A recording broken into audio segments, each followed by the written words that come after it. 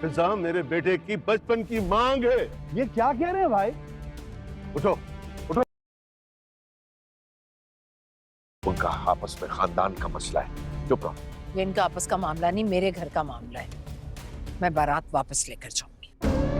Drama serial बेटी का घर कौन सा में हम देखेंगे कि फिज़ा की शादी होती है और इसी दौरान उसके कोई पुराने रिश्तेदार जो हैं वो निकल आते हैं कि ये मेरे बेटे की मंगेतर है और इसकी शादी नहीं हो सकती।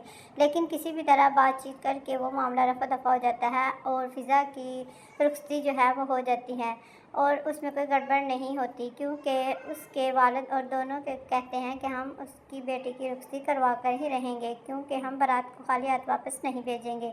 और वो फिज़ा भी इस शादी से खुश होती हैं और वो उस रिश्ते से इनकार कर देती है जो बचपन में उसकी मर्ज़ी के बगैर अनजाने में उन्होंने जोड़ा हुआ था। और सब इस बात पर एग्री हो जाते हैं और आखिरकार उसकी शादी बहुत ही अच्छे तरीके से रुखसत पा जाती है।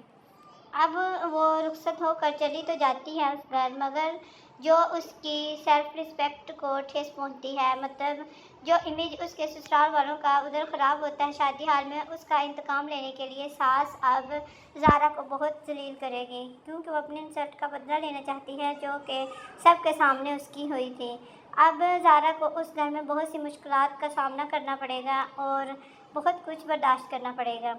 जहाँ तक बात थी उस दोनों बहनों के रिश्तों की भी, क्योंकि फिज़ा और उसकी दोनों बहनों को भी उसकी सास अपने घर की बहुएं बनाना चाहती थी, मगर फिज़ा की शादी के बाद कुछ ऐसे मामलात हो जाएंगे और उनके दरमियान ताल्लुकात कुछ इस तरह से बिगड़ेंगे कि दूसरी दोनों बहनों का रिश्ता रिजेक्ट हो जाएगा।